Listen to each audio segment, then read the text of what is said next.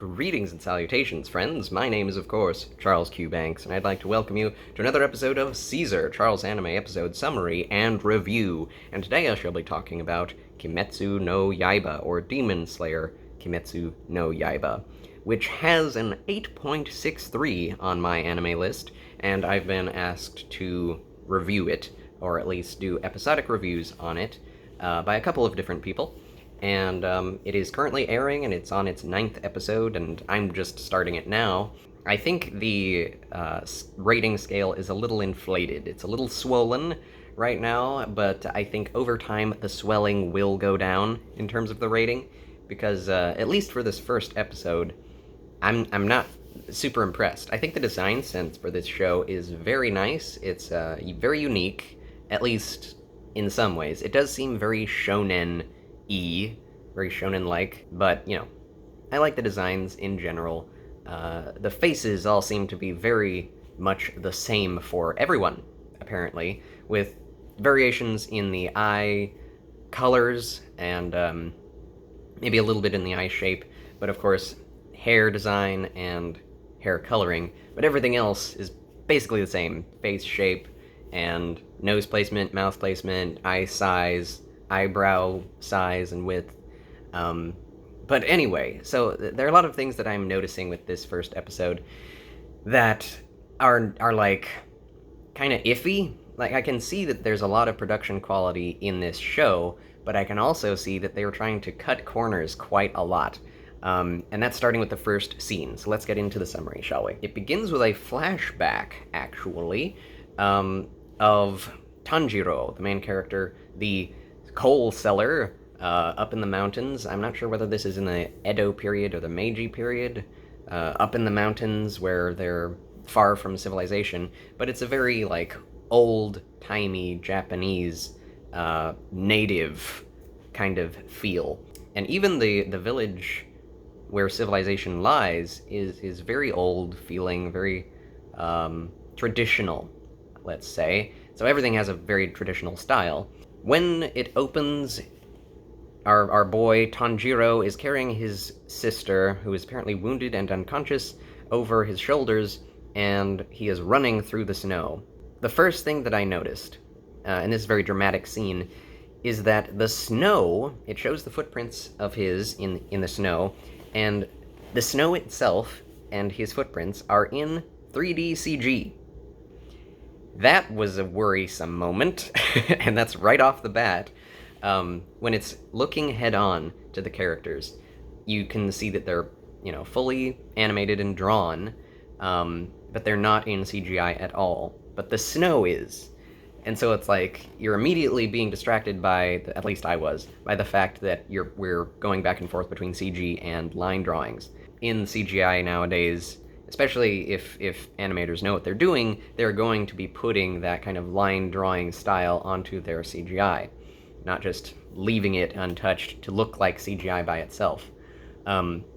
Even, the dreaded Berserk 2016 anime knew how to do that, even if they got everything else wrong in terms of proportion and speed of animation and movement.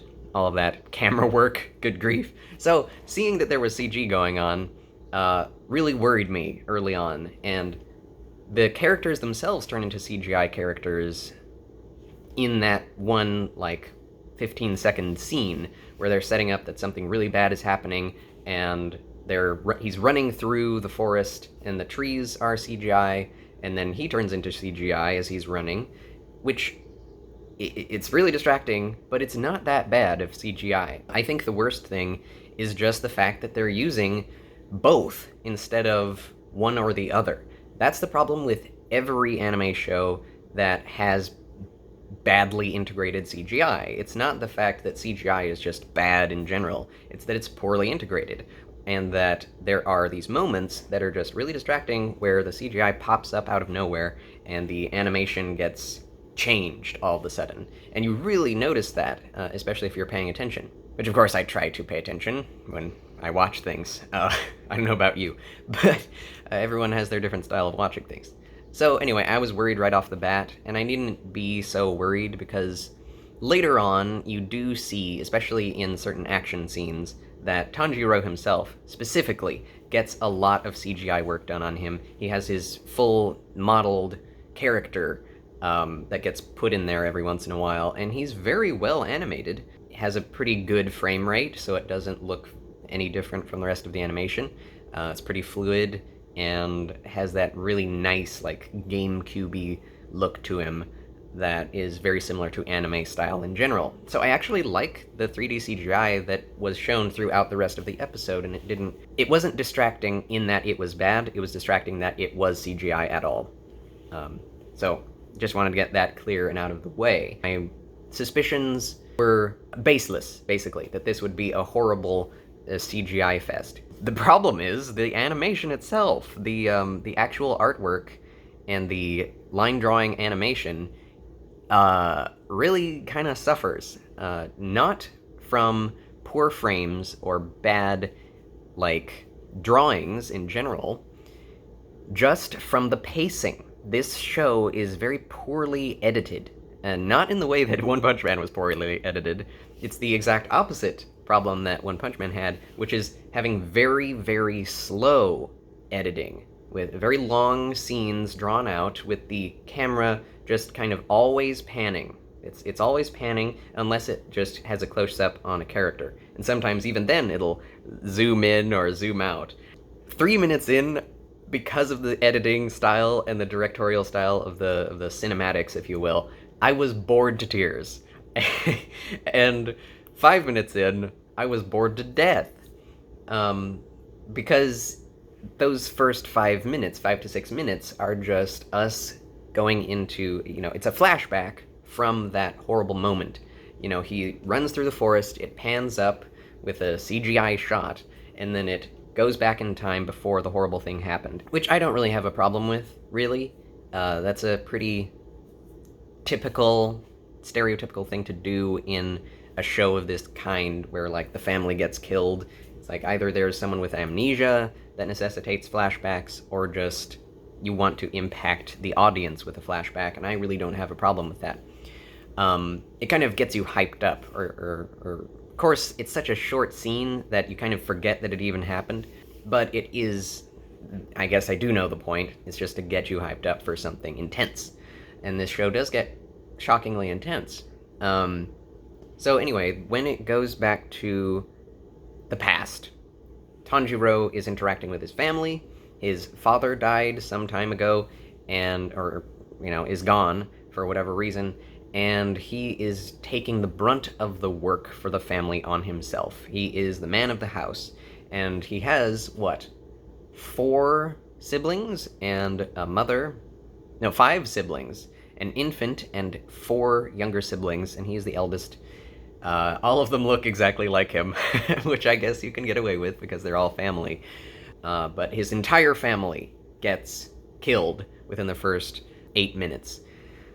And that's important, because that's the whole basis of this show. This episode is actually pretty good in setting up the foundation for what this show will be. Not necessarily doing everything that the show will do in this first episode, but just laying the groundwork. So his interactions with his family are all dialogue, and it's very slow, and it's very strange the way that this show is built, because the sound design, there's some great orchestral music with some excellent, like, old Japanese chanting going on, and choral music that is beautiful to witness, to hear.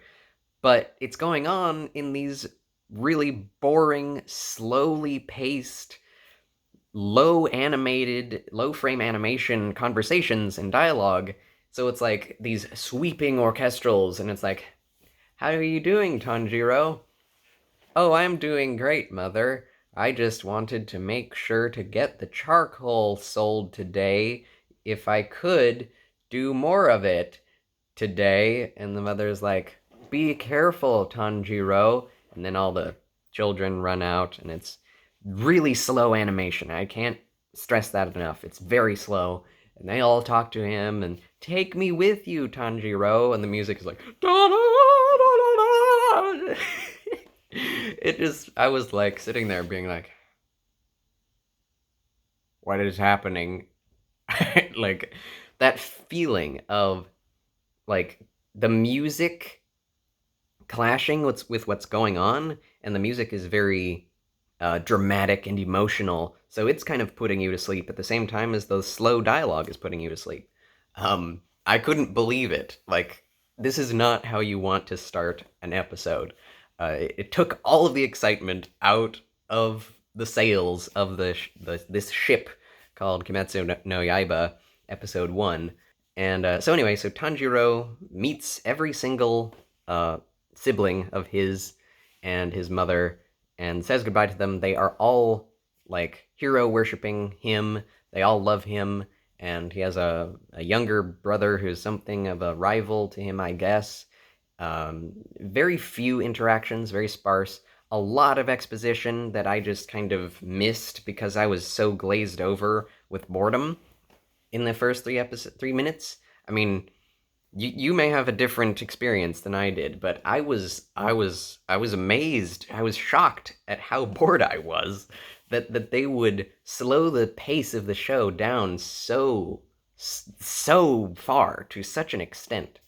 But anyway, so he goes into the next village to sell his wares, the charcoal, and he kind of is talking about how you go through life and horrible things happen every once in a while, but you get through them, and he and his family are happy, but that times can change like the weather at a moment's notice.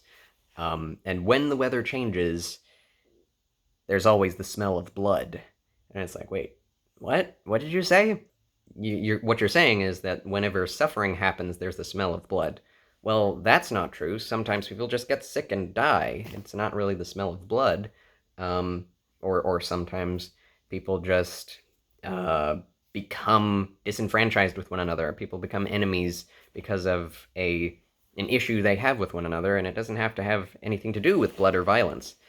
Anyway, that sets up the stage for what's going to happen, but it's a really like bad poetic generalization that he made there, and that just kind of took me out of it. And it's like, wait, is that a truth? Is that something that you can actually say? But anyway, he goes into the town, and this is the scene where the hero goes into the town, the person who is the most compassionate, and everyone is coming out to meet him and asking him to do things for them, buying his wares. Everyone's giving him stuff. He's like the town judge. He's almost like Moses in a way. And this guy comes out and says, "Please, you have to help me. I'm being accused of breaking this bowl. Sniff it for me." You're like, what? And so he sniffs it, and he smells a cat. And the woman who was accusing him is like, "Oh, it must have been my cat." Okay, and she just believes him. And the guy's like, "Thank you, Tanjiro." So, he's just loved by everyone. He is the I mean, I know that people like this exist, but he is the kind of overpowered moral judge of the whole village.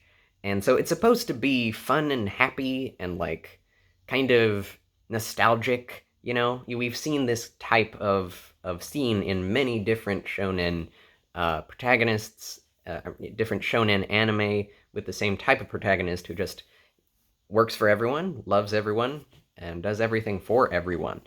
But because of the sound design, it feels like a horror movie. It feels like a horror scene because all of the music goes away and there's just this whistling wind, and you've just heard that suffering comes with the smell of blood. So you're like expecting something horrible to happen. But it's this like supposedly heartwarming scene really slowly done with characters coming out of windows and out of doors very slowly. "Hi, Tanjiro. Thanks for the charcoal last month. Thanks for fixing my door." And he's just standing there in the middle of the street. And there's this shot of him standing in the middle of the street with the houses on either side and characters popping out like one at a time. And the shot is like zooming out. And it feels like this is the type of shot and this is the type of sound design that you would use to show someone entering Wonderland or entering hell for the first time. It's like, this is a horrible scene. He's seeing something drastically different than his normal world. But this is his normal world, so why did you shoot this scene like this? It's absolutely detrimental. It's like it's so antithetical to what this scene is meant to be. Oh, so moving on. Um, he does his stuff. He talks to all of the different neighbors, and he starts returning to his own home. And he gets stopped by an old man who tells him, like, demands that he get in his house and stay the night and not go traipsing into the wilderness on his own into the forest until morning comes. And he's like, no, I can do it. I have a good nose. It'll guide me. And he's like, no, you have to get into my house right now. Don't you dare go any further at night. The demons will eat you. And so this guy believes in demons, and Tanjiro has heard of stories of demons. And this guy believes that demons always come out at night and are always looking for blood. And Tanjiro asks, well, what's stopping them from coming into the house and killing everyone? And he says, well, there are demon slayers that kill them and keep them off of the village, and they've been doing so for many, many years. If that's the case, then why does Tanjiro doubt that demons exist? He then, after he leaves the house in the morning, he's thinking, well, my grandmother used to tell stories like that, and this guy definitely believes in them. Maybe they're real. But he talks about it as if it's like a fairy tale. And it's not a fairy tale, it's totally real. It's just kind of a logistic thing. Like, if demons actually exist, and there's a whole group of people, demon slayers, whose entire careers are based on killing demons, wouldn't everyone just believe in them? Unless there's some kind of massive cover-up. It's like, you don't disbelieve in bears just because you don't see them. There are hunters that go out and kill bears. Of course, way back in the day when we had to protect ourselves from bears. Of course, people living in the mountains still have to do that, but you generally don't have to shoot them. It's just kind of a suspension of disbelief problem. Like, we don't really know how this world works yet, and it hasn't done a very good job of setting up the world. The world building is actually not very good so far. All we know is that people believe in or disbelieve in demons and live in the mountains. We don't really know what time it's set in. Maybe those in Japan can infer more, who know the history better can infer what is going on here. But it's a very shonen-styled show, so I'm not sure how much of it is actually authentic looking. It's meant to be very traditional, but... So all I'm getting at is that we don't know whether demons are believed in by the majority of people, or just disbelieved in by Tanjiro himself, or just the old people, because the old people who tell the stories generally have their own, like, personal relations killed by demons. So you'd expect people to believe them. I mean, the Japanese honor their elders more than anyone else. So, of course, Tanjiro's family gets killed. He goes back and finds their bodies in the snow, and it's a very shocking scene. I was surprised at how they present the death of the family, because it's just, I mean, it's still shots, but the red blood contrasting against the snow is very powerful. And then looking into the house, it's like a horror splatter scene, and it's very well done. It's very artistic and very shocking, because it's like there's the kid who looks exactly like Tanjiro, laying backwards with his head upside down, and he's looking straight ahead into the camera, and it's like he's so dead, you know. And so Tanjiro picks up his sister. We don't see him going through the bodies. It just flashes forward back to the beginning of the episode, where we see him traipsing or running through the forest with his sister. And so he tells the audience that she was the only one who had warmth still in her, so if you could get her back to the village, then she might be saved. So yeah, we're back to present time, I guess. And then she, as we all know by the cover of the show, she turns into an oni, or a demon, a zombie demon, and she has fangs, and she has, like, a veiny face all of a sudden, and she starts attacking Tanjiro, and in the midst of her attacking him, they both get attacked by the Demon Slayer. an actual demon slayer, Gyu, and that's a very cute name for a demon slayer, samurai demon slayer. And I really like his design. I really like his character. I love his eyes. They're kind of glazed over and just blank blue, with no pupils, which it's a really unique style of eyeballs. I mean, you can see that in basically all of the characters up here. I mean, there is a pupil on her, but it's like very gray. And I like that feeling of like not being able to really see the pupils because they're all kind of blurred out. It's an interesting idea, and it kind of resonates as someone whose past and whose personality is basically shadowed over or misted over by things that have happened to them, if that makes sense. And I think that's the way it's used for this character. It's very nice usage of symbolism in eyeball form.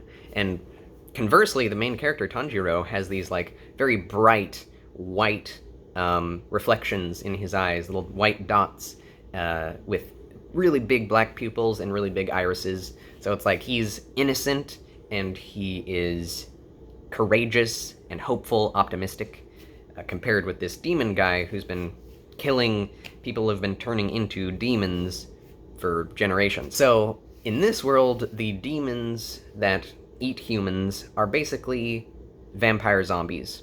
They are people who have been infected with the blood of other demons and have drunk the blood of other demons, and then they want to go and drink the blood of other humans and maybe eat them whole. So the demon hunter Gyu and Tanjiro have this battle, okay, and the demon hunter is way better than Tanjiro, obviously. He's been training his entire life, and Tanjiro basically begs him not to kill his sister. He still believes that she's in there somewhere and that she did not kill his family. For some reason, he feels like it is really important to tell him and to figure out himself that she definitely wasn't the one to kill his family, although no one is accusing her of that yet.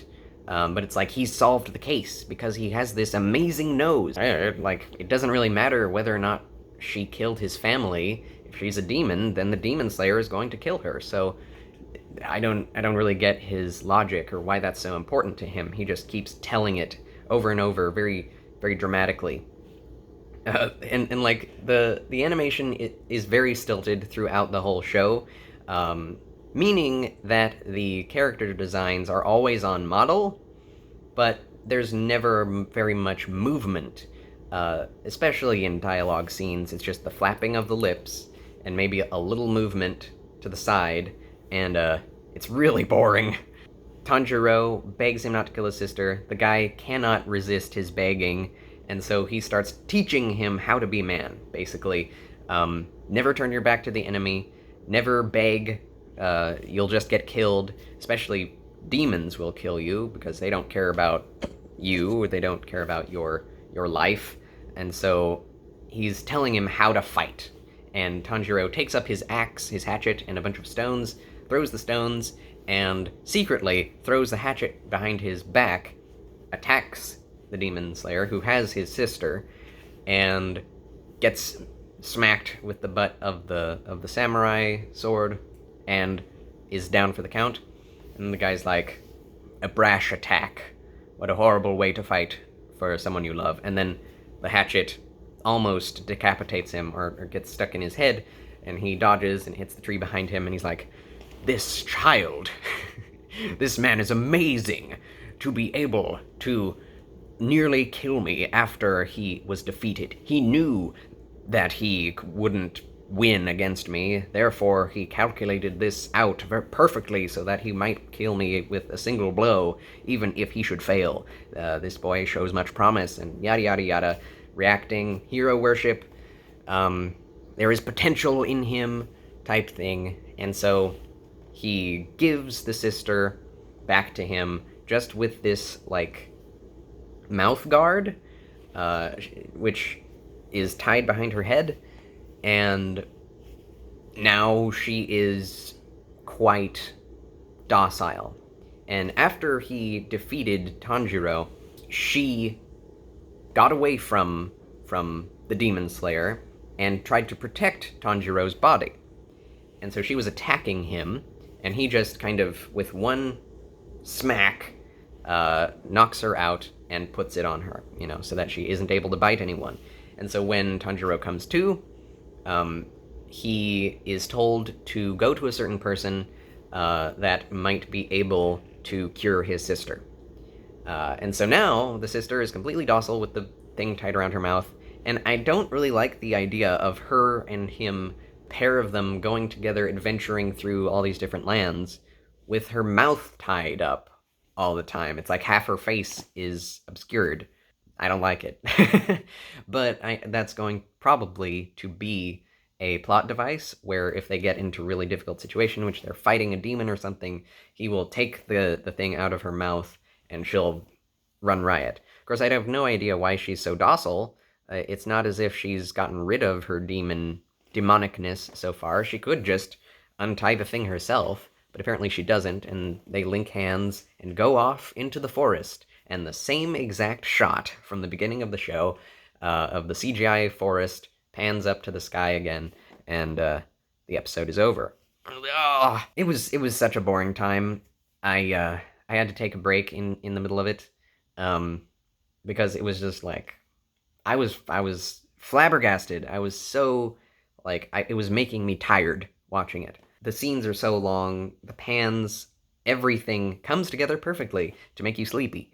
Let me know if you had the same experience or a different one. But I think this show does have some potential as long as there's actually some movement in the animation eventually. Like, please show me some animation quality here, not just quality in the line art, because that's some real quality, I think. It's not my favorite style, but it is the traditional clothing and setting is kind of unique, and I want to see more world building of that sort. So, this episode, 6 out of 10. I may or may not continue. If you want me to, let me know in the comments below. Please like and subscribe if you have not already. And until next time, farewell.